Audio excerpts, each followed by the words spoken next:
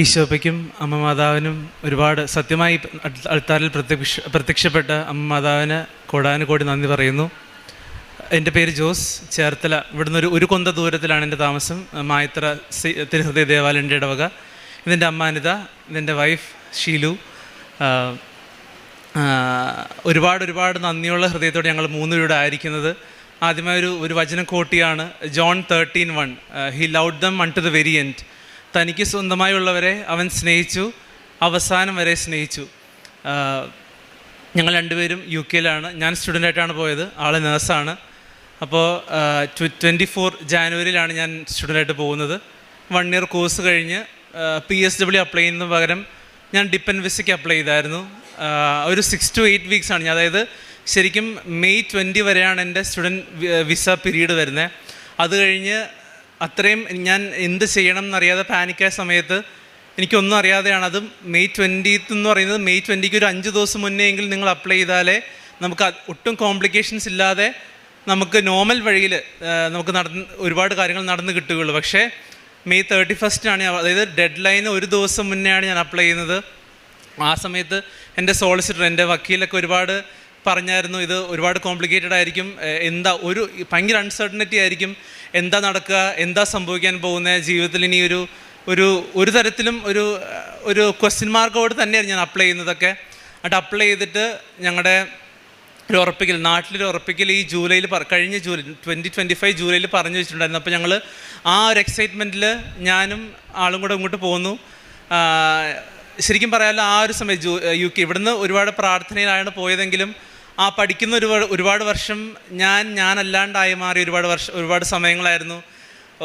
തമ്പുരാൻ്റെ കൃപയിൽ നിന്നും ആ ഒരു സ്നേഹത്തിൽ നിന്നൊക്കെ ആ ഒരു പ്രൊവിഡൻസിൽ നിന്നൊക്കെ ഒരുപാട് അകലത്തിൽ, ഈവൻ ദോ ഈശോ അടുത്തുണ്ടായിരുന്നെങ്കിലും ആ പ്രസൻസ് സ്വന്തമായിട്ട് ഫീൽ ചെയ്യാതെ എൻ്റേതായ ഇഷ്ടങ്ങൾ കൊണ്ടും എൻ്റേതായ താല്പര്യങ്ങളിൽ മാത്രം മുഴുകി നടന്നൊരു സമയമായിരുന്നു. ഒട്ടും നമുക്ക് പള്ളിയിൽ പോകാത്ത ദിവസങ്ങളുണ്ടായിരുന്നു, കുമ്പസാരിക്കാൻ മാസങ്ങളെടുത്ത ദിവസങ്ങളുണ്ടായിരുന്നു. ഒരുപാട് വീഴ്ചകളിലും ഒരു പാഠം ഉൾക്കൊള്ളാതെ തമ്പുരാൻ്റെ കൃപ അവിടെ ഉണ്ടാകും, അല്ലെങ്കിൽ തമ്പുരാൻ്റെ ഹിതം മാത്രം നോക്കി നടക്കുക എന്നുള്ളൊരു ചിന്തയില്ലാതെ നടന്ന സമയങ്ങളായിരുന്നു. അപ്പോൾ എൻ്റെ പേഴ്സണൽ ഇഷ്ടം പോലെ ഞങ്ങളിങ്ങോട്ട് പോകുന്നു. വീട്ടിലപ്പോഴും പറഞ്ഞിട്ടില്ല, ഞങ്ങളിങ്ങനെ വിസയ്ക്ക് വെച്ചിട്ടുണ്ട്, ഇതുവരെ എന്നാ ഡിസിഷൻ പോലും വന്നിട്ടില്ല എന്നുള്ള കാര്യം വീട്ടിലപ്പോഴും പറഞ്ഞിട്ടില്ല. ഞാനെപ്പോഴും ഇങ്ങനെ കൂളാണോയെന്ന് ചോദിച്ചാൽ പുറമേ കൂളാണ്, പക്ഷേ ഉള്ളിൽ ഭയങ്കര സ്ട്രഗിളുണ്ട്. എന്നെക്കാൾ അധികമായിട്ട് എൻ്റെ വൈഫിൻ്റെ, കാരണം ഞങ്ങൾക്ക് രണ്ടുപേർക്ക് മാത്രമേ അറിയുള്ളൂ ഇങ്ങനെ ഡിപ്പെൻഡ് വിസയ്ക്ക് വെച്ച കാര്യം. അങ്ങനെ ആ സമയത്ത് വക്കീൽ പറഞ്ഞു 6 to 8 വീക്സ്, ഒരു 6 മുതൽ 8 ആഴ്ചകളാണ് എടുക്കേണ്ടത്. പക്ഷേ ഞങ്ങൾ ജൂലൈയിൽ വീട്ടിൽ വന്നു. തിരിച്ചു പോകാൻ സമയം ജൂലൈ 31 തിരിച്ചു പോകാൻ സമയം ഒരു ദിവസം മുന്നെയാണ് പാരൻസിനോട് പറയുന്നത്. അവരൊന്നും പറഞ്ഞില്ല, കാരണം ഒരു മകനാണ്, അവർക്ക് ഉള്ളതെല്ലാം കൊടുത്ത് കുറച്ച് ലോണും എടുത്തിട്ടാണ് എല്ലാം സമർപ്പിച്ചാണ്, ജീവിതം തന്നെ എനിക്ക് സമർപ്പിച്ച 2 പേര്. അവർക്ക് ഉള്ള സമ്പാദ്യവും കൊടുത്തിട്ട് എന്നെ അയച്ച മകൻ ഇങ്ങനൊരു വിസയുടെ അനിശ്ചിതത്വത്തിലാണെന്ന് അറിയുന്നൊരു സമയം അവരുടെ ചങ്ക് തകർന്ന് എനിക്ക് ഫീൽ ചെയ്യാൻ പറ്റുമായിരുന്നു. എനിക്ക് എന്താ കാരണം എനിക്ക് അവരെ പറഞ്ഞ് ആശ്വസിപ്പിക്കാനുള്ള യോഗ്യത എനിക്കില്ല. കാരണം ഞാൻ ആയിട്ട് വഷളാക്കിയൊരു സിറ്റുവേഷനെ ഞാനായിട്ട് എങ്ങനെ അവരെ ആശ്വസിപ്പിക്കുന്നത്, അങ്ങനെ അവരെ ആശ്വസിപ്പിക്കാൻ പോലുള്ള യോഗ്യത എനിക്ക് ഇല്ലെന്ന് എനിക്ക് ഉറപ്പായിരുന്നു. അപ്പോൾ ഇങ്ങനെ അപ്ലൈ ചെയ്തു. ഞങ്ങൾ പിന്നെ ഓക്കെ, ആൾ തിരിച്ച് കയറിപ്പോയി. ആൾ അവിടെ NHS നേഴ്സാണ്. അപ്പോൾ ഞാനപ്പോൾ സ്റ്റിൽ എൻ്റെ രണ്ടാമത്തെ മാസ്റ്റേഴ്സ് കഴിഞ്ഞ് 28 വയസ്സായിട്ടുള്ള യുവാവ് നമ്മുടെ നാട്ടിൽ വീട്ടിൽ ഒരു ജോലിയും ഒരു കൂലിയും ഇല്ലാണ്ട് നിൽക്കുന്നൊരു സമയമാണ്. ആ സമയത്ത് നമുക്ക് ഞങ്ങളുടെ ഇവിടുന്ന് ഒരു തൊട്ടടുത്താണ്, ഒരു 10 മിനിറ്റ് എൻ്റെ വീട്ടിൽ യാത്രയുള്ളൂ. അപ്പോൾ ഞങ്ങൾക്ക് ഒരുപാട് അറിയാം, കൃപാസനമുണ്ടെന്നറിയാം, ഇവിടെ ഒരുപാട് നടക്കുന്ന അത്ഭുതങ്ങളെക്കുറിച്ച് അറിയാം. ലക്ഷക്കണക്കിന് ആൾക്കാരൊന്നും ഉടമ്പടി എടുത്ത ഒരുപാട് അത്ഭുതങ്ങളും ഒരുപാട് സാക്ഷ്യങ്ങളും ഒരുപാട് മനസ്സലിയിക്കുന്ന ഒരുപാട് കാര്യങ്ങൾ നടക്കുന്ന അമ്മ മാതാവാൽ സാധ്യമാക്കപ്പെടുന്ന ഒരിടമാണെന്ന് അറിയാം. പക്ഷേ എങ്കിലും നമുക്കറിയാം, വിശ്വാസമുണ്ട്, വിലയുണ്ട്, സ്നേഹമുണ്ട്. പക്ഷേ സ്റ്റിൽ അമ്മ മാതാവിൻ്റെ ആ ഒരു നീല അങ്കിയുള്ള സംരക്ഷണം ഭയങ്കരമായിട്ട് എൻ്റെ ലൈഫിൽ ഒരുപാട് കുറവുണ്ടെന്ന് ഞാൻ മനസ്സിലാക്കിയൊരു സമയം അമ്മയായിട്ട് എന്നോട് പറഞ്ഞു, നമുക്ക് ഉടമ്പടി എടുക്കാം. അങ്ങനെ ഓഗസ്റ്റ് 18 എൻ്റെ ബർത്ത്ഡേയുടെ തലേ ദിവസം ഞങ്ങളൊന്ന് ഉടമ്പടി എടുക്കുകയാണ്. അങ്ങനെ ഉടമ്പടി ജീവിതം തുടങ്ങിയപ്പോൾ ഇത് കണ്ടിന്യൂസ് ആയിട്ട് 3ാമത്തെ ഉടമ്പടിയിലാണ് ഞാൻ. ഒരു ദിവസം പോലും ഡെയിലി ബ്രെഡ് പ്രാർത്ഥന മുടക്കിയിട്ടില്ല. ഒരു ദിവസം പോലും 5:30 ഞങ്ങളുടെ എഴുന്നേറ്റുള്ള പ്രത്യക്ഷ പ്രാർത്ഥനയും മുടക്കിയിട്ടില്ല. എല്ലാ ദിവസവും കുർബാന ബലിയർപ്പിക്കുമായിരുന്നു. എല്ലാ ദിവസവും 2 ആഴ്ചയിൽ മുടങ്ങാതെ കുമ്പസാരിക്കുമായിരുന്നു. ഞങ്ങൾക്ക് കിട്ടുന്ന ഓരോ വസ്തുക്കളും ഞങ്ങൾക്ക് ഉതകുന്ന രീതിയിൽ, ഞങ്ങൾക്കാവുന്ന രീതിയിൽ, ഞങ്ങളുടെ ഇപ്പോൾ വിസയുടെ കാര്യത്തിനായാലും ഞങ്ങൾ പോകുന്ന ഇടങ്ങളിലാണെങ്കിലും കാണുന്ന രോഗികളിലാണെങ്കിലും ഞങ്ങൾക്ക് തന്നെ പേഴ്സണലായിട്ട് വരുന്ന ഞങ്ങളുടെ ജീവിതത്തിനെതിരായും ഞങ്ങളുടെ വീടിനെതിരായും വരുന്ന ഓരോ കാര്യങ്ങൾക്കെതിരായിട്ട് ഞങ്ങൾ ഉടമ്പടി വസ്തുക്കൾ അമ്മയുടെ പ്രത്യക്ഷീകരണ ശക്തിയാൽ ഞങ്ങൾ ഉപയോഗിക്കുമായിരുന്നു. അങ്ങനെ ആ ഒരു ഉടമ്പടി ജീവിതം വളരെ മനോഹരമായിട്ട് മുന്നോട്ട് വന്നു. പക്ഷേ ഞങ്ങളുടെ എല്ലാവരുടെ ഉള്ളിൽ ആ ഒരു അൺസർട്ടനിറ്റി ഉണ്ട്. കാരണം ഇത്രയും പ്രായമായ ഒരാൾ ഇപ്പോഴും ജോലി ചെയ്യുന്നില്ല, എന്താണ് ഇനി മുമ്പോട്ട് ചെയ്യേണ്ടതെന്ന് അറിയത്തില്ല. ഇവിടെ നാട്ടിലൊരു ജോലി സ്റ്റാർട്ട് ചെയ്താൽ വിസ വന്നാൽ പെട്ടെന്ന് തിരിച്ച് കയറി പോകേണ്ടി വരുമെന്ന് അറിയത്തില്ല. എന്നിട്ടും എൻ്റെ അപ്പയും അമ്മയും രണ്ടുപേർ റിട്ടയർഡ് ആയവരാണ്. എന്നിട്ടും ഇത്രയും പ്രായം വരുമ്പോൾ അങ്ങനെ എനിക്ക് ചിലപ്പോൾ ആർക്കും തോന്നായിരിക്കും എനിക്കൊരു നാണം വേണ്ടെന്നുള്ളത്. എനിക്ക് ഉള്ളിൽ ഒരുപാട് സ്ട്രഗിളുണ്ട്, ഒരുപാട് നീറുന്നുണ്ട് ഉള്ളിൽ. കാരണം എനിക്ക് തന്നെ അറിയത്തില്ല ഞാൻ ഏത് സമയത്താണ് അങ്ങനെ ഡിസിഷൻ എടുത്ത്, എന്തുകൊണ്ട് ഞാൻ ഈശോയോടും അമ്മയോടും ചോദിച്ചില്ല എന്നുള്ളത്. എന്നിട്ട് ഒക്ടോബർ ഞാനൊരു സ്ഥലത്ത് പോയി. അവിടെ നിൽക്കുമ്പോൾ ഒക്ടോബർ 11-ാം തീയതിയാണ് മെയിൽ വരുന്നത്, എൻ്റെ വിസ റിജക്റ്റഡ് ആണെന്നുള്ളത്. അപ്പോൾ എൻ്റെ മനസ്സിലേക്ക് വന്നൊരു വചനം ജോബ് 1:21, കർത്താവ് തന്നു, കർത്താവ് എടുത്തു, കർത്താവിന് നാം മഹത്വപ്പെടട്ടെ. ഈവൻ ദോ എൻ്റെ കയ്യിൽ മറ്റുള്ള അല്ലെങ്കിൽ ദൈവമായിട്ട് എടുത്തതല്ല, ഞാനായിട്ട് തന്നെ ഡിസിഷൻ ബോട്ടിൽ ചെയ്താണെന്ന് എനിക്ക് ഉറപ്പുണ്ടെങ്കിലും ആ ഒരു വചനമാണ് എൻ്റെ മനസ്സിലേക്ക് വന്നത്. അത് കഴിഞ്ഞിട്ട് ഒക്ടോബർ ഞങ്ങൾ പ്രാർത്ഥിച്ചു. ഞങ്ങൾ വീട്ടിൽ വന്ന സമയത്തൊക്കെ അമ്മ എന്നോട് ആദ്യം പറഞ്ഞത് സാരമില്ല, നമുക്ക് മുമ്പോട്ട് പോയി നോക്കാം, നമുക്ക് അമ്മയ്ക്ക് കൊടുത്തിട്ടുണ്ടല്ലോ, നമുക്ക് ആ പ്രത്യാശ കൈവിടുക. ഹോപ്പ് എന്നുള്ള സാധനം, അമ്മയിലുള്ള ഹോപ്പ്, അപ്പനിലുള്ള ഹോപ്പ് ഒരിക്കലും വിടുക. അപ്പ എന്ന് മാത്രം വിളിച്ചുകൊണ്ടിരിക്കുക, അമ്മ എന്ന് മാത്രം ഈശോയോട് ചേർന്ന് വിളിച്ചുകൊണ്ടിരിക്കുക എന്ന് മാത്രം അമ്മ പറഞ്ഞത്. അത് തന്നെയാണ് കണ്ടിന്യൂസ് ആയിട്ട് ചെയ്തിട്ടിരുന്നതും. അങ്ങനെ അവർ വെയിറ്റ് ചെയ്തപ്പോൾ ഞങ്ങൾ ഏകദേശം ഉറപ്പിക്കലൊക്കെ കഴിഞ്ഞ് കല്യാണം ഏപ്രിലേക്ക് ഡിസൈഡ് ചെയ്തായിരുന്നു. ഏപ്രിൽ 11-ന് ഡിസൈഡ് ചെയ്തായിരുന്നു. അപ്പോൾ നമുക്ക് ജോലി ഇല്ലാത്ത ഒരാളെയാണ് ഒരു കുടുംബത്തിലേക്ക് കെട്ടിച്ചു വിടുന്നത്. അപ്പോൾ എൻ്റെ കൂടെ ഏറ്റുനിന്ന് എൻ്റെ മാതാപിതാക്കളോടൊപ്പം നിന്നത് എൻ്റെ ആ സമയത്ത് ഫിയാൻസി ആയിരുന്ന എൻ്റെ വൈഫാണ്. കാരണം ഒരു തരത്തിലും എന്നിൽ പ്രതീക്ഷ വിട്ടില്ല. എൻ്റെ ഡിസിഷൻ മോശമായിരുന്നിട്ടും എന്നെ ആ സമയത്ത് ഉപേക്ഷിച്ച് പോകാനുള്ള സാഹചര്യങ്ങളുണ്ടായിരുന്നിട്ടും എന്നെ മുറുകെ പിടിച്ച് ആൾ നേരത്തെ ഉടമ്പടി എടുത്തതാണ്. ആ അമ്മാതാവിലുള്ള വിശ്വാസവും ഈശോ കൊടുത്ത വലിയ സംരക്ഷണത്തിൻ്റെ അനുഗ്രഹവും മൂലം എന്നെ ചേർത്ത് പിടിച്ച് ഇപ്പം ഞാൻ ആയിരിക്കുന്ന അവസ്ഥയിൽ എത്തിച്ച് ഇവരെല്ലാമാണ്. അമ്മ മാതാവ് ഇവർക്ക് കൊടുത്ത ധൈര്യം, ആ ധൈര്യം ഇവർ എനിക്ക് പകർന്നുകൊണ്ടാണ് ഞാൻ നിൽക്കുന്നത്. അങ്ങനെ ഞങ്ങൾ പിന്നെ ഒന്നുകൂടെ അപ്പീലിന് കൊടുത്തു വിസയ്ക്കുള്ള. കാരണം ഒരു ചാൻസും ഇല്ല. ഞാൻ 10 ദിവസം അവിടെ ഓവർ സ്റ്റെയർ ആണ്. അത് കഴിഞ്ഞിട്ട് ഞങ്ങൾ അവിടെ അപ്ലൈ ചെയ്ത് പോകുന്ന വിസ നാട്ടിലേക്ക് ഞങ്ങൾ പോന്നു. ഞാൻ എക്സിറ്റ് അടിച്ച് പോന്നു. Once in a million chance. ഇത് ഒരിക്കലും ഒരാൾക്കും കിട്ടത്തില്ല എന്നുള്ള സോളിസിറ്റർ ഞങ്ങൾ പറഞ്ഞു, ഞങ്ങൾക്ക് കിട്ടാനുള്ള ഒരു ചാൻസും ഇല്ല. ഞങ്ങൾ വിശ്വസിച്ചു ഇത് ഞങ്ങളുടെ കഴിവ് കൊണ്ടോ അവർ അപ്ലൈ ചെയ്തുകൊണ്ടുള്ള മെറിറ്റ് കൊണ്ടോ ഒന്നും കിട്ടാൻ പോകുന്നില്ല. അതായത് ഞങ്ങൾക്കൊരു മെറിറ്റും ഇല്ല, 0 മെറിറ്റാണ്. ഞങ്ങൾക്ക് വാദിക്കാനായിട്ട് ഞങ്ങളെ ജസ്റ്റിഫൈ ചെയ്യാനായിട്ട് ഒരു പോയിന്റ് പോലും ഞങ്ങളുടെ കയ്യിലില്ല. ആകെയുള്ളത് അമ്മയുടെ നീല അങ്കി കൊണ്ടുള്ള പ്രത്യക്ഷീകരണത്തിൻ്റെ ആ ശക്തി കൊണ്ടുള്ള അപ്പൻ്റെ ആ പ്രൊവിഡൻസ് കൊണ്ടുള്ള മാത്രമാണ്. അതിൽ മാത്രം വിശ്വസിച്ച് ഞങ്ങൾ അപ്പീലിന് പോയി. അങ്ങനെ നിരന്തരം പ്രാർത്ഥനയിലായിരുന്നു ഞങ്ങൾ. വന്നിട്ട് കഴിഞ്ഞ മാർച്ചിൽ ഒന്നുകൂടെ പുതുക്കി, മാർച്ച് 18 ഒന്നുകൂടെ പുതുക്കി. അങ്ങനെ മാർച്ച് 18 മൂന്നാമത് പുതുക്കി. മാർച്ച് 20-ാം തീയതി ഉച്ചയ്ക്ക് 2:30 പ്രത്യക്ഷീകരണത്തിൻ്റെ ഡേറ്റ് അല്ല, പക്ഷേ സമയത്തിൽ മാതാവ് എനിക്ക് വിസ തന്ന് അനുഗ്രഹിച്ചു. ഇത് ഒരിക്കലും വിസയ്ക്ക് വേണ്ടി ഞാൻ പ്രാർത്ഥിച്ചിട്ടില്ല. എൻ്റെ ഒപ്പം വിസയ്ക്ക് കിട്ടാനുള്ള സ്ട്രഗിൾ ചെയ്ത് ഒരുപാട് പേർക്ക് വേണ്ടി പ്രാർത്ഥിച്ചു. എൻ്റെ അപ്പനമ്മ സ്ട്രഗിൾ ചെയ്യുന്നതിന് വേണ്ടി ഞാൻ പ്രാർത്ഥിച്ചു. എൻ്റെ വൈഫ് സ്ട്രഗിൾ ചെയ്യേണ്ടി ഞാൻ പ്രാർത്ഥിച്ചു. ഒരുപാട് പേര് നമ്മുടെ ചുറ്റും ഒരുപാട് പേര് തളർന്നു വീഴുന്നുണ്ടായിരുന്നു. അവർക്ക് വേണ്ടിയായിരുന്നു അമ്മ മാതാവിനോടും അപ്പനോടും ഞാൻ പ്രാർത്ഥിച്ചുകൊണ്ടിരുന്നത്. അതിൻ്റെ യോഗ്യത കൊണ്ട് മാത്രം ഈ കുർബാനകൾ ഇത്രയും നാൾ കണ്ടിന്യൂസ് ആയിട്ട് ഈശോയുടെ മുമ്പിൽ കരഞ്ഞ് അർപ്പിച്ചതിന് ഒരു കരുണ കൊണ്ട് മാത്രം ഞാനിപ്പോൾ ആയിരിക്കുന്നു. ഞങ്ങൾ ഓരോ സമയം അപ്പീൽ വെക്കുമ്പോഴും ഉടമ്പടി വസ്തുക്കൾ ഉപ്പും തേനും ഒക്കെ ഞങ്ങൾ കാര്യമായിട്ട് യൂസ് ചെയ്യുമായിരുന്നു. അപ്പോൾ ഇപ്പം ഞാനായിരിക്കുന്നത് ഞാൻ ഒട്ടും ഡിസേർവിങ് അല്ലാത്തൊരു പൊസിഷനിലാണ്. ഞാൻ എപ്പോഴും പറയുന്ന പോലെ എനിക്ക് ഒട്ടും യോഗ്യതയില്ല. എനിക്ക് ഒരു തരത്തിലും എനിക്കിത് മാതാവ് തരണമെന്നില്ല. പക്ഷേ എൻ്റെ യോഗ്യതയല്ല, എൻ്റെ കഴിവല്ല, എൻ്റെ പ്രയത്നങ്ങളല്ല, അവിടുന്ന് ഞാനെപ്പോഴും വിശ്വസിക്കുന്ന കാര്യമാണ് ഞാൻ പാപിയാണ്. പക്ഷേ ഞാൻ പാപിയാകുന്നതിന് മുന്നേ അവിടുന്ന് എൻ്റെ അപ്പൻ്റെ മകനാണ് ഞാനെന്നുള്ള വിശ്വാസം, ആ ഒരു വിശ്വാസ്യത, ആ ഒരു കൺവിക്ഷൻ ഞാൻ മനസ്സിലേക്ക് കൊണ്ടുവരാൻ ശ്രമിച്ചു. ഇതുവരെ ഓരോ കാര്യങ്ങളും അമ്മയാണ് ഇതുവരെ നടത്തിയത്. കഴിഞ്ഞ 11-ാം തീയതി, ഇന്ന് 13-ആണ്, മിനിഞ്ഞാന്നായിരുന്നു ഞങ്ങളുടെ വിവാഹം. ആള് വിവാഹത്തിൻ്റെ ഡ്രസ്സിലാണ് വന്ന് ഞങ്ങൾക്ക് സാക്ഷ്യം പറയണമെന്നുണ്ടായിരുന്നു അന്നത്തെ ദിവസം തന്നെ. പക്ഷെ സാധിച്ചില്ല. അതിന് ഞാൻ മാതാവിനോട് ക്ഷമ ചോദിക്കുന്നു. അപ്പോൾ ആള് വിവാഹ വസ്ത്രത്തിലാണ് വന്നിരിക്കുന്നത്, എനിക്ക് വരാൻ സാധിച്ചില്ല. അപ്പോൾ ഒന്നുമില്ലായ്മയിൽ നിന്ന് ഒരുപാട് കാര്യങ്ങളുണ്ടായിരുന്നു, ഒരുപാട് അനുഭവങ്ങളുണ്ടായിട്ടും അതൊന്നും വകവയ്ക്കാതെ താഴ്ചയിലേക്ക് പോയി. ആ ഒരു താഴ്ചയിൽ നിന്ന് തമ്പുരാൻ എന്നെ ഈ അൾത്താരയിൽ നിർത്തിയിട്ടുണ്ടെങ്കിൽ ഇവിടെ വരുന്ന ഓരോ ആൾക്കാർക്കും, ഓരോ മക്കൾക്കും മാതാവും ഈശോപ്പയും ഒരുപാട് അനുഗ്രഹങ്ങൾ ഇനിയും കാത്തു വെച്ചിട്ടുണ്ട്. അതിനായിട്ട് നമുക്ക് മാതാവിനോട് ഇനിയും പ്രാർത്ഥിക്കാം, പ്രദക്ഷിണത്തെ പൂർണ്ണമായിട്ട് വിശ്വസിക്കാം, മാതാവിനെ ഉള്ളിൽ കൊണ്ടുനടക്കാം. Praise God. കാരുണ്യപ്രവൃത്തികളായിട്ട് ഞങ്ങളുടെ അടുത്ത് അഭയം തേടി വരുന്ന ഒരുപാട് മക്കളെ ഞങ്ങൾക്ക് ഫുഡ് കൊടുക്കുന്നുണ്ടായിരുന്നു പലർക്കും. അതുപോലെ തന്നെ പൈസയായിട്ടും വേണ്ടവർക്ക്, ഇപ്പം അമ്മ പറയുന്ന പോലെ കൈ അറിഞ്ഞ് ദാനം ചെയ്യുക എന്നുള്ളത് അവർക്ക് വേണ്ട സമയത്ത് വേണ്ട രീതിയിൽ കാരുണ്യപ്രവൃത്തികൾ ഒരുപാട് ചെയ്യുന്നുണ്ടായിരുന്നു. നമുക്ക് ഇവിടുന്ന് കിട്ടുന്ന പത്രങ്ങൾ ഓട്ടോ സ്റ്റാൻഡിലും റോഡരികിലും ഒട്ടും അറിയാത്ത കടകളിലൊക്കെ കൊണ്ടുപോയി. ആരും എൻ്റെ അടുത്ത് റിജക്റ്റ് ചെയ്തിട്ടില്ല കേട്ടോ. അങ്ങനൊരു തരത്തിലൊരിക്കലും പത്രം വേണ്ടാന്നോ ദേഷ്യപ്പെട്ട് സംസാരിച്ചിട്ടില്ല. പക്ഷേ എനിക്ക് അതൊരു ഇൻഹിബിഷൻ ഉണ്ടായിരുന്നു. ഇത് കൊടുത്ത് അവരെങ്ങനെ സ്വീകരിക്കും, നമുക്ക് അവരുടെ മനുഷ്യൻ്റെ ഇഷ്ടം നോക്കണ്ട എന്നുള്ളൊരു ബോധ്യം എനിക്ക് കിട്ടിയത് പത്രം കൊടുക്കാൻ തുടങ്ങിയത് മൂലമാണ്. കാരണം നമ്മുടെ ഹിതമല്ല, ഈശോ പ്രാർത്ഥിച്ച പോലെ അപ്പാ എൻ്റെ ഹിതമല്ല, നിൻ്റെ ഹിതം നിറവേറണം. ഈ പത്രം കൊടുക്കുന്നത്, ഉടമ്പടിയിൽ ഓരോ വസ്തുക്കൾ നമ്മൾ ഉപയോഗിക്കുന്നത്, ഉടമ്പടി പ്രാർത്ഥിക്കുന്നതൊക്കെ എൻ്റെ ഹിതമല്ല, നമ്മുടെ ആരുടെ ഹിതമല്ല, ഇതെല്ലാം അപ്പനായിട്ട് നമുക്ക് ഏൽപ്പിച്ചതെന്നാണ്. ആ കാരുണ്യ പ്രവൃത്തികൾ അമ്മയോടുള്ള സ്നേഹം മൂലം, അപ്പനോടുള്ള അതിയായ സ്നേഹം മൂലം എനിക്ക് ചെയ്യാൻ സാധിച്ചു.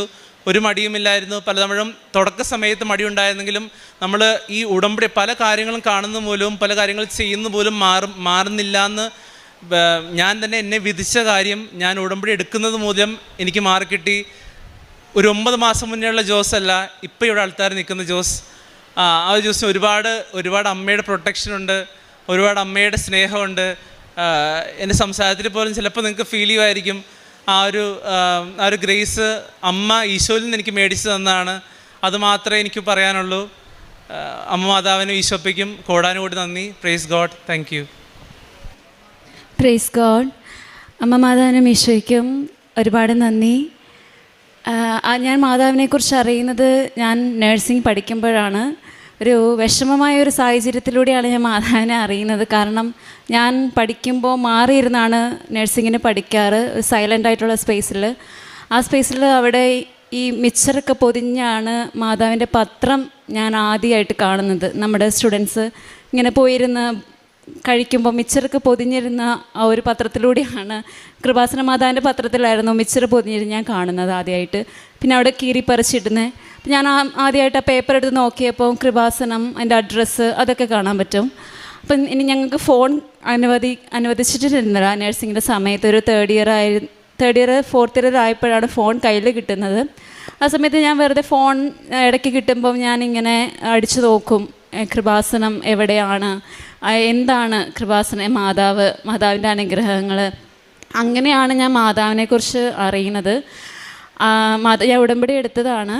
ഉടമ്പടി എടുത്തതിന് ശേഷമാണ് എനിക്ക് UK എൻ്റെ വിസ, എൻ്റെ എല്ലാം OET CB ഞാൻ OET 2 തവണ എഴുതി. 3ാമത്തെ തവണ എഴുതുമ്പം എൻ്റെ ഒരു വലിയ ആഗ്രഹമായിരുന്നു മാതാവിൻ്റെ കാശുരൂപം കയ്യിൽ വേണം എന്ന് നിർബന്ധമായിരുന്നു. മാതാവിൻ്റെ കാശുരൂപത്തിനോടൊപ്പം OET എക്സാം ഇറങ്ങി 3ാമത്തെ തവണ ഇറങ്ങി വന്നു കഴിഞ്ഞ് എൻ്റെ കുറച്ച് പത്രം ഉണ്ടായിരുന്നു.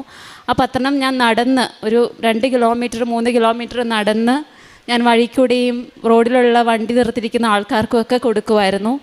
അങ്ങനെ ഞാൻ വന്ന് കൊടുത്തു. അത് കഴിഞ്ഞ് ഉടനെ എൻ്റെ വിസ വന്നു, എൻ്റെ COS വന്നു. എനിക്ക് അവിടെ എൻ്റെ OSCE എക്സാം ഞാൻ 2ാമത്തെ തവണ പാസ്സായി. എല്ലാം മാതാവിൻ്റെ ഒരു അനുഗ്രഹത്തോടാണ്. ഇപ്പം ഞങ്ങളുടെ വിവാഹമായിരുന്നു കഴിഞ്ഞ 11-ാം തീയതി. അപ്പോൾ ആൾ പറഞ്ഞതുപോലെ ഒരുപാട് സ്ട്രഗിളിലൂടെ ഞങ്ങൾ കടന്നുപോയി. എനിക്ക് എൻ്റെ പേരൻസിനും നല്ല കൺസേൺ ഉണ്ടായിരുന്നു, എങ്ങനെ ആയിരിക്കും മുന്നോട്ട് പോകേണ്ടത്, എവിടെ തുടങ്ങണം, എന്ത് ചെയ്യണമെന്നൊന്നും അറിയത്തില്ല. പക്ഷേ മാതാവിൽ പൂർണ്ണ വിശ്വാസം ഉണ്ടായിരുന്നു. മാതാവ് ഈശോയ്ക്ക് കൊടുക്കുമെന്ന് വിശ്വാസം ഉണ്ടായിരുന്നു. ഞാൻ ഒരുപാട് വിഷമിച്ച സമയങ്ങളുണ്ടായിരുന്നു. എനിക്കറിയത്തില്ല ആളെനിക്ക് കൊണ്ടുപോകാൻ പറ്റുമോ, ഞാൻ അവിടെ ആളെവിടെ എന്ന് പറഞ്ഞ് ഇനി മുന്നോട്ട് ജീവിതം പറ്റത്തില്ല, ഒരിക്കലും പറ്റത്തില്ല. എനിക്ക് ഭയങ്കര ഒരു ആഗ്രഹം ഉണ്ടായിരുന്നു ആളെ എൻ്റെ കൂടെ കൂട്ടണം കല്യാണം കഴിഞ്ഞ്. അപ്പം മാതാവ് അതെനിക്ക് സാധിച്ചു തന്നു, ഈശോയിലൂടെ എനിക്ക് സാധിച്ചു തന്നു. കൃപാസന മാതാവിനും ഈശോയ്ക്കും കൊടാനുകൂടി നന്ദി പറയുന്നു. ഒരിക്കലും മാതാവ് ഉടമ്പടി എടുത്തതിന് ശേഷം ആരെയും കൈവിടത്തില്ല. പൂർണ്ണമായി വിശ്വസിക്കുക, രോഗസൗഖ്യത്തിന് വേണ്ടി പ്രാർത്ഥിക്കുക. മാതാവ് ഉറപ്പായിട്ടും എല്ലാവരുടെയും യോഗങ്ങൾ സാധിച്ചു തരും. ഇത്രയൊക്കെ സ്ട്രഗിൾ ഉണ്ടായിട്ടും അറിയാലോ, ഒരു പെണ്ണിൻ്റെ അപ്പന് ഒരു സ്വന്തം, നിങ്ങൾക്കറിയാം, പേരൻസിന് കൺസേൺ ഉണ്ടാവും. ഒരു ജോലിയില്ലാത്ത, ഒരു സ്റ്റെബിലിറ്റി ഇല്ലാത്ത ഒരു ചെറുക്കൻ എങ്ങനെ ഒരു പെണ്ണിനെ കെട്ടിച്ചു കൊടുക്കും എന്നുള്ള എൻ്റെ പേരൻസിന് നല്ല കൺസേൺ. അങ്ങനത്തെ തെറ്റായ രീതിയിലല്ല, എന്നാൽ അവരുടെ ഉള്ളിൽ എനിക്കത് വായിച്ചെടുക്കാൻ പറ്റുമായിരുന്നു. അപ്പോൾ ആ സമയത്തൊക്കെ ഉടമ്പടിയിൽ ഞാൻ ഇംഗ്ലീഷ് പത്രം ഇവിടുന്ന് വാങ്ങിയിട്ട് പോകുമായിരുന്നു. അപ്പം ഞാൻ എൻ്റെ ജോലി വീട്ടിൽ നിന്ന് ഇറങ്ങുന്നതിന് മുന്നേ എൻ്റെ ഈ ഭാഗത്തും കയ്യിലും കുരിശിലും കണ്ണിലും ചെവിയിലും മൂക്കിലും എല്ലാം ഞാൻ ഉടമ്പടി തൈലം പുരട്ടുമായിരുന്നു. കാരണം ഈശോയെ, മനുഷ്യജീവിതമാണ് എൻ്റെ കയ്യിലൂടെ കടന്നു പോകുന്നത്. അപ്പം എൻ്റെ കയ്യിലൂടെ ഈശോയെ നീ അവർക്ക് രോഗസൗഖ്യം കൊടുക്കണേ എന്ന് പറഞ്ഞ് പ്രാർത്ഥിച്ച് ഞാൻ വീട്ടിൽ നിന്ന് ഇറങ്ങുന്നതിന് മുന്നേ, ഞാൻ സ്റ്റേ ചെയ്യുന്ന സ്ഥലത്ത് നിന്ന് ഇറങ്ങുന്നതിന് മുന്നേ ഞാൻ എൻ്റെ കയ്യിൽ 3 തവണ കുരിശ് വരയ്ക്കുമായിരുന്നു. പിന്നെ നെറ്റിയിലും കണ്ണിലൂടെ ഞാൻ കാണുന്നത് ഈശോയെ നിൻ്റെ കണ്ണിലൂടെ ആയിരിക്കണേ, ഞാൻ സംസാരിക്കുന്നത്, നിൻ്റെ വാവിലൂടെ ഞാൻ സംസാരിക്കണേ എന്നൊക്കെ പറഞ്ഞ് ഞാൻ ഒരുപാട് പ്രാർത്ഥിക്കുമായിരുന്നു. അതെനിക്ക് ഭയങ്കര അനുഭവമാണ്. പിന്നെ ഞാൻ ജോലിക്ക് പോകുന്നതിന് മുന്നേ എനിക്ക് നല്ല ടെൻഷനായിരിക്കും. കാരണം ഭയങ്കര സ്ട്രെസ്ഫുൾ ആയിട്ടുള്ളൊരു ജോബാണ് NHS. അപ്പം അവിടെ എൽഡർലി പ്രായമായവരെയാണ് ഞാൻ നോക്കുന്നത്. എന്നാലും അവരിലേക്ക് ഈശോയെ അവരുടെ നിൻ്റെ മുഖം ദർശിച്ച് എനിക്ക് അവരെ ശുശ്രൂഷ ചെയ്യണമെന്ന് ഞാൻ ഇപ്പോൾ പ്രാർത്ഥിക്കുമായിരുന്നു. ഇച്ചിരി ടെൻഷനുള്ള കൂട്ടത്തിലാണ് ഞാൻ, ഇച്ചിരി വെപ്രാളം കൂടുതലാണ് ഓരോ കാര്യത്തിൽ. ഈശോയെ ആ സമയത്തൊന്നും നീ എന്നെ കൈവിടരുത്തരുതേ, എൻ്റെ തെറ്റ്, ഞാൻ ചെയ്യുന്ന തെറ്റ് നീ എനിക്ക് കാണിച്ചു തരണേ. അപ്പോഴൊക്കെ എനിക്ക് ഭയങ്കരമായിട്ട് കുറേ സംഭവങ്ങൾ നടന്നിട്ടുണ്ട്. ഞാനത് ചെയ്യുന്ന കാര്യം തെറ്റായി ചെയ്യുന്ന സമയത്ത് എന്നെ അവിടെ നിന്ന് ഈശോ പുറകോട്ട് വലിച്ചിട്ടുണ്ട്. അത് അറിയാം, നഴ്സിങ്ങിലെന്ന് പറയുന്നത് ഭയങ്കര ഒരു ടെൻഷൻ അല്ലെങ്കിൽ ഭയങ്കര സ്ട്രെസ്ഫുള്ളാണ്. നമ്മൾ ഭയങ്കര കോൺഷ്യസ് ആയിരിക്കണം നഴ്സിംഗ് കെയർ കൊടുക്കുമ്പോൾ. അപ്പോൾ അറിയാമല്ലോ, ആ സമയത്തൊക്കെ ഈശ്വരൻ ഒരുപാട് കരുതിയിട്ടുണ്ട്. അപ്പം അവിടുത്തെ ഉടമ്പടി ജീവിതം എനിക്ക് ബൈബിൾ വായിക്കാൻ പറ്റും. പിന്നെ തിരി കത്തിക്കുന്നതിൽ എനിക്ക് ചെറിയൊരു ബുദ്ധിമുട്ടുണ്ടായിരുന്നു. കാരണം ഈ ഫയറെല്ലാം ഒക്കെ വരുമ്പോൾ എന്നോട് എൻ്റെ ഹൗസ് ലോഡ്സ് പറയുമായിരുന്നു തിരി ഒന്നും കത്തിക്കാൻ പാടില്ല. എന്നാലും ഞാൻ തിരി കത്തിക്കുന്ന പോലെ കയ്യിൽ പിടിച്ചിരുന്ന് പ്രാർത്ഥിക്കുമായിരുന്നു. അവിടെ എൻ്റെ അടുത്ത് വെക്കുമായിരുന്നു. പിന്നെ ഉപ്പിട്ട് പ്രാർത്ഥിക്കുമായിരുന്നു. ഞാൻ OSCE എക്സാമൊക്കെ പോകുന്ന സമയത്ത് ഉപ്പിട്ട് പ്രാർത്ഥിച്ച് അവിടുത്തെ ആരും ചവിട്ടാത്ത രീതിയിൽ ഉപ്പിട്ട് പ്രാർത്ഥിക്കുമായിരുന്നു. ഉപ്പ് ഞാൻ നാവിൽ കൊള്ളുമായിരുന്നു. പിന്നെ എനിക്ക് എൻ്റെ ദേഹത്ത് കുറച്ച് മുഴകളൊക്കെ ഉണ്ടായിരുന്നു ചെറുതായിട്ട്. അപ്പം ആ മുഴ ഞാൻ കണ്ടുപിടിച്ചത് ലേറ്റായിട്ടാണ്. ഞാൻ ഭയങ്കര ടെൻഷൻ അടിക്കുന്ന കൂടെ, ചെറിയൊരു കാര്യം വന്നാലും പെട്ടെന്ന് ടെൻഷനാവും. പിന്നെ മാതാവിൻ്റെ തൈല് ഞാൻ ഉടനെ കയ്യിലെടുത്ത് ഞാൻ മുഴയിൽ പരട്ടി ഒരു 2 to 5 സെക്കൻഡ്സ് എടുത്തില്ല. പെട്ടെന്ന് ഞാൻ അവിടെ തന്നെ ഫീൽ ചെയ്ത് നോക്കിയപ്പോഴത്തേനും ആ മുഴ, ഇത്രയും ഉണ്ടായിരുന്ന മുഴ ഇത്രയായിട്ട് ചുരുങ്ങിപ്പോയി. പിന്നീട് ഇപ്പോൾ അവിടെ ആ മുഴ കാണാറേയില്ല. അത് ഞാൻ എൻ്റെ അമ്മയോട് പറയാം, അമ്മ ഇതെന്താ സംഭവം, എനിക്ക് അറിയത്തില്ല, എനിക്ക് പെട്ടെന്ന് ടെൻഷനാവുന്നു, കല്യാണമാണ്, എനിക്ക് ഭയങ്കര ടെൻഷനാണ്, ഞാൻ എവിടെ നിന്നോണ്ട് കാണിക്കണോ, അങ്ങനെയൊക്കെ ഒരു ഭയങ്കര കൺസേൺ ആയിരുന്നു. അപ്പം പറഞ്ഞു, കൊച്ചേ എൻ്റെ അമ്മ പറഞ്ഞു, നീ ഒന്നും കൂടെ പേടിക്കണ്ട, പ്രാർത്ഥിക്കും, മാതാവിൻ്റെ ഉടമ്പടി തൈലെടുത്ത് പരട്ട്. അപ്പോൾ അങ്ങനെ പരട്ടി ഉടനെ തന്നെ അത് ചുങ്ങി. ഇപ്പോൾ അവിടെ അങ്ങനെ ഒരു സംഭവമേ ഇല്ല. പിന്നെ നാവിൽ അൾസറൊക്കെ വരുമായിരുന്നു. അൾസറൊക്കെ വരുമ്പോഴത്തേനും ഞാൻ അവിടെ പരട്ടി പ്രാർത്ഥിക്കുമായിരുന്നു. ഉടനെ തന്നെ അൾസർ ഹീലാവും. അപ്പം സമയചുരുക്കത്തിൻ്റെ മാതാവാണ് നമ്മുടെ കൃപാസന മാതാവ്. മാതാവിനെ ഒരിക്കലും കൈവിടത്തില്ല എന്ന് പറഞ്ഞ് വിശ്വാസത്തോടെയാണ് ഞാൻ എൻ്റെ ഉടമ്പടി ജീവിതം നയിച്ചുകൊണ്ടിരിക്കുന്നത്. ഇനിയും ജീവിത അന്ത്യം വരെ ഞാൻ കൃപാസന ഉടമ്പടിയിലായിരിക്കും, മാതാവിൽ ഉടമ്പടിയിലായിരിക്കും. ഈശോയിൽ ഒരുപാട് ആശ്രയിച്ച് മാതാവിൻ്റെ മധ്യസ്ഥത്തിൽ ഈശോയോട് പ്രാർത്ഥിക്കുന്ന പൂർണ്ണ വിശ്വാസമുണ്ട്. ഈശോയ്ക്കും മാതാവിനോ ഒത്തിരി ഒത്തിരി ഒത്തിരി നന്ദി. ഈശോയ്ക്കും അമ്മ മാതാവിന് 1000 നന്ദി. എൻ്റെ മോൻ്റെ വിസയുടെ പ്രശ്നം വന്നപ്പോൾ ഈ മോളുടെ ചേച്ചിയുടെ ഹസ്ബൻഡിൻ്റെ റിലേറ്റീവ് നമ്മുടെ ഇന്ത്യയിൽ തന്നെ ഒരു വലിയ ഒരാളാണ്. ആ വ്യക്തി പറഞ്ഞു, ഞാൻ വേണമെങ്കിൽ എംബസിയിൽ വിളിച്ച് പറയാം, അത് പെട്ടെന്നാക്കാൻ ശ്രമിക്കാമെന്ന് പറഞ്ഞു. പക്ഷേ ഞാൻ ഷീലുവിനോട് പറഞ്ഞു, ഇവനോട് പറഞ്ഞു, വേണ്ട, നമ്മൾ അമ്മയ്ക്ക് കൊടുത്തതാണ്, നമ്മുടെ അമ്മ നമ്മളെ കൈവിടില്ല, എനിക്ക് മറ്റൊരു വ്യക്തിയിലൂടെ എനിക്ക് വേണ്ട, അങ്ങനെ ഒരു വിസ വേണ്ട, എനിക്ക് എൻ്റെ അമ്മ മാതാവിൽ കൂടെ തന്നെ എനിക്ക് ആ വിസ കിട്ടിയാൽ മതി, അതുകൊണ്ട് പറയരുത്, ഒരു കാരണവശാലും അങ്ങേരെ കൊണ്ട് പറയിപ്പിക്കണ്ട എന്ന് പറഞ്ഞു. അതിനുശേഷം ഞാൻ അമ്മയോട് തന്നെ പറഞ്ഞു, അമ്മയെ അല്ലെങ്കിൽ എനിക്ക് അച്ഛനെ കണ്ട് അത് നമുക്ക് വേണ്ടി മാതാവ് ഒരുക്കിയ വ്യക്തിയാണെന്ന് എനിക്ക് ബോധ്യം വരണം. പക്ഷെ ഞങ്ങൾ 2-3 പ്രാവശ്യം എപ്പോഴും മിക്കവാറും ഞങ്ങൾ വരുമായിരുന്നു. അച്ഛനെ കാണാനോ അങ്ങനെ ഒരു എനിക്ക് അങ്ങനെ അച്ഛനോട് ചോദിക്കാനുള്ള ഒരു അവസരം കിട്ടിയില്ല, ശ്രമിച്ചെങ്കിലും. അപ്പം ഞാൻ വിചാരിച്ചു ശരിക്കും നമ്മൾ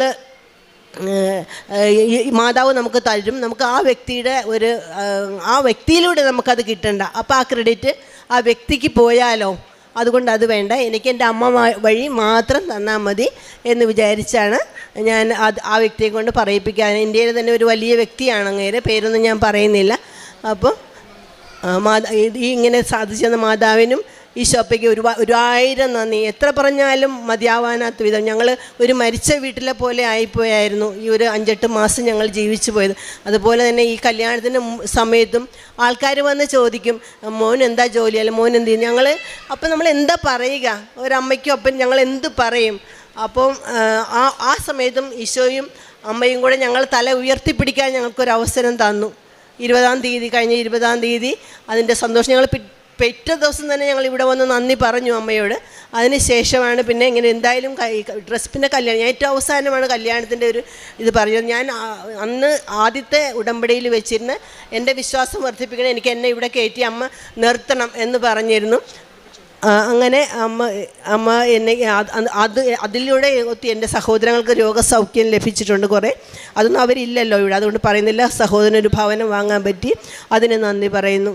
എല്ലാത്തിനും ഒരുപാട് നന്ദി.